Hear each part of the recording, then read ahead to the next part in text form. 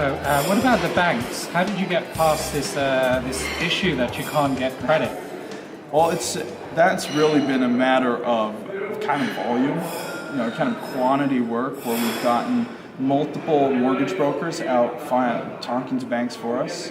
Again, this is probably my only benefit I have over someone watching the show is that they can't do a credit check on me.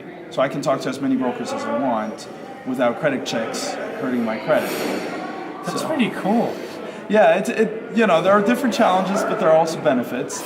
We want to know more about the challenges. Yeah, well, the thing is, the best product any of those mortgage brokers could find me was a 10% interest loan. And that now we're talking in a time when British investors are looking at 4 to 4.5%. Or 2. Well, not new investors maybe, but some investors. But we were looking at 10%. So Daniel, just to recap, you are paying 10% interest rate, so you have to get very, very good deals in order to do that. And how big have you built your portfolio? Well, we have 24 properties, or 25 properties, sorry. I think you've hit almost $1 million. Yeah, it's right around there. It depends on, we have one valuation coming in now. Yeah. So that will put us somewhere in between the, let's say, 950 to 1,050,000. Pretty close. Depending on what that comes into. That's within a year? Yeah, it's in 12 months. Right, okay, so the takeaway points for my listeners is get a good mentor. I know how you're going to do that. Come and phone me or send an email to us. We maybe put you in touch with Daniel and he could say.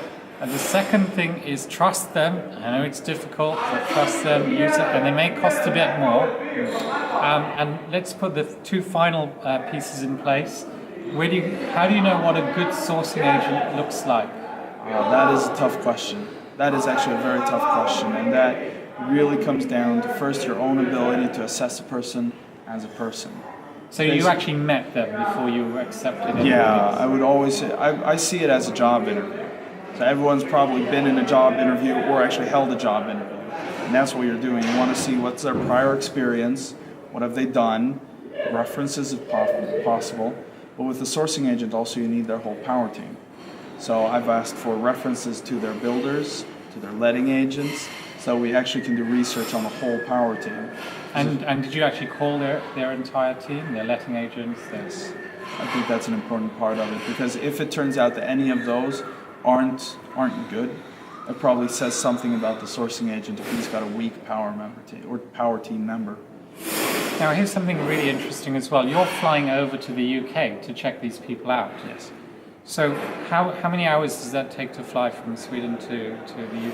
Well, the flight time is about 2.5 hours. So that's 2.5 hours there. Then you have to travel to Derbyshire. Yeah, well, I have to get an hour, of course, to the airport first, and then it's from Heathrow. But we mostly met our sourcing agents in London, and like I said, you didn't see the property. I haven't seen my properties. That's why I put so much time into knowing the sourcing agent, right? Because they do the looking at the properties. How much do you pay for each?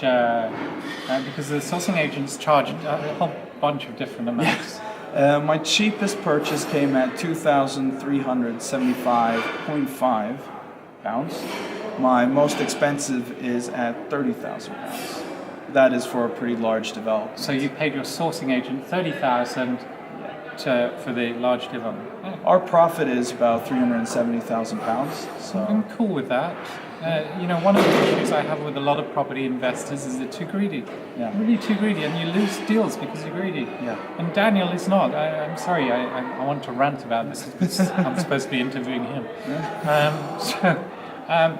Okay, so the final piece that people are always asking me tons of questions about, you know what I'm going to say, where'd you get the capital? How do you raise the finance? Well, like I said, we started with all of £20,000, so you probably know how far that will go. But what we've done, we started in two parts. What we did first was we remortgaged everything we owned in Sweden, which our flat, our summer house, that got us probably up to about £60,000, which did get us our first property. Yay! Yeah, that was nice. That was a big step. And then we got ourselves some different angel investors. So we're talking to our friends, our family. We got a couple on board. We had many who would not come on board, even though we've done a deal. But now, about 6 months ago, we started partnering with two guys who have a very good network of high net worth individuals and who in themselves are really good salespeople. So they are taking care of the finance side now. We're taking care of the deal side, and we're splitting the deal 50-50. That's a great way to split the deal. Do you know, Daniel, it seems like you've almost got a silver spoon. Like you've never really had a difficult time compared to a lot of property investors. Well, there have been challenges. I mean, they keep coming in threes. So we were in one Have thing. you ever had a bad deal? We've had a deal that has been an insane challenge. It has taken about 3 times as long as it was supposed to. What's an insane challenge? Well, that turned out to be a misrecruitment part on my part from the sourcing agent. So 2 builders, 2 letting agents, and finally now we're in a process where the refinance has taken an extra 3 months. But once that is done, we will make a profit. But that has been it's more than the cost of money, it's been an insane cost of time and energy. But it's all about how you turn it to. It is a portfolio of 12 flats, so that helped us very quickly leverage and get investors on the other side.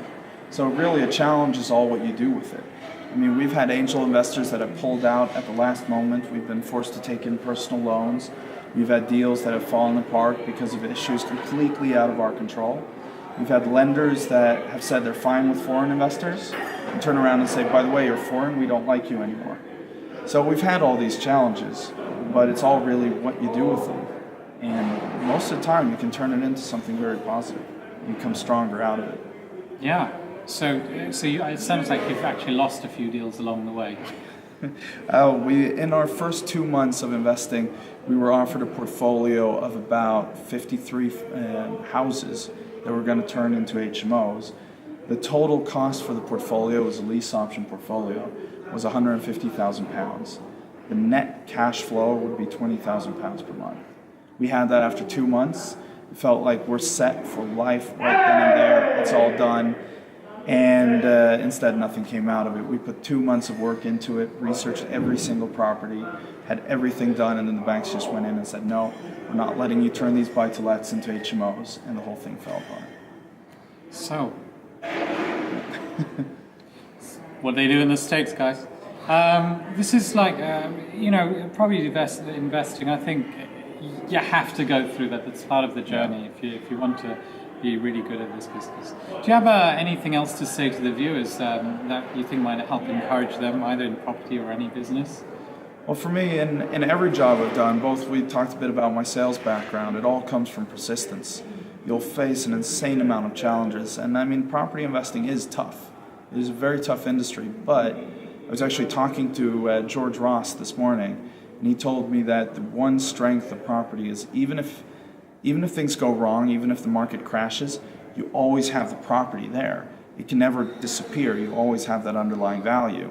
And as long as you remember that and you invest with that in mind, even when the largest challenges come, it's actually hard sometimes to make a loss in property because of the fact that you always have the property. And that's what we've done. We've persisted through these challenges.